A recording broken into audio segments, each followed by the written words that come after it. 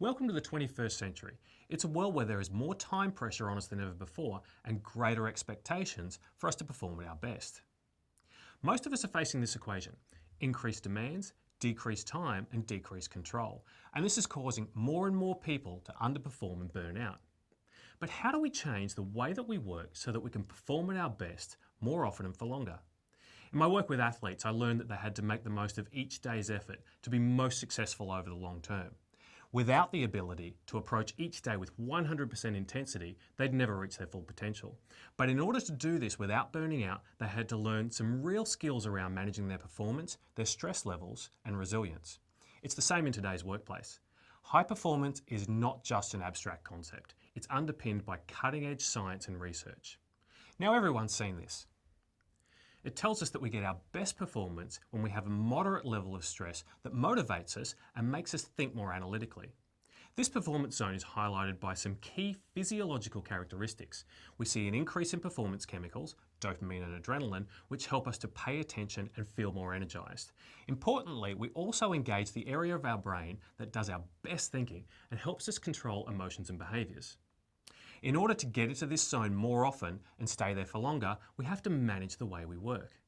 Our performance and productivity depends on our ability to do 4 things really, really well.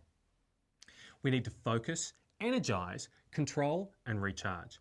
Now the first 2, focus and energize, increase our arousal levels so we don't get stuck in the chill zone. They help us stay motivated and make sure that we have enough energy to perform at our best for longer. The second 2, control and recharge, help decrease our arousal levels when stress and emotions start spinning out of control. They stop us from spilling over into that choking zone. Once we learn the key skills in these 4 areas, we can learn how to develop routines that make us more productive and manage our days so that we use the resources we have to the best of our ability. In today's session, we're going to touch on the first 2 areas, focus and energize. Then in the next session, we're going to learn about the skills that allow us to control and recharge.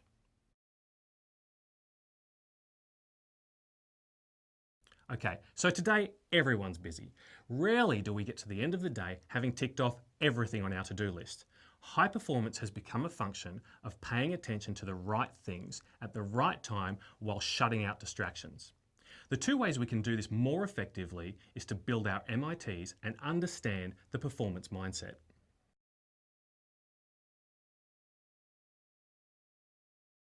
MITs are the most important things. Seems pretty simple, but when we ask people what their MITs are, they struggle to find an answer. These most important things set the context for the behaviours that we choose throughout the day. Now, one thing we know about human nature is that when we're faced with indecision, we have a tendency to do the easiest thing. Unfortunately, the easiest thing doesn't always get us the best results. When we understand our MITs and the behaviours that go along with them, then we remove the decision-making process and we are more likely to do the things that have the biggest impact. Here's a thought provoker, and it comes in 2 parts. Firstly, what do you believe is the most important thing in each of these 3 areas? Work, home and relationships, and personally. Now that you've identified these most important things, the question is, do you devote enough time and energy to each of them?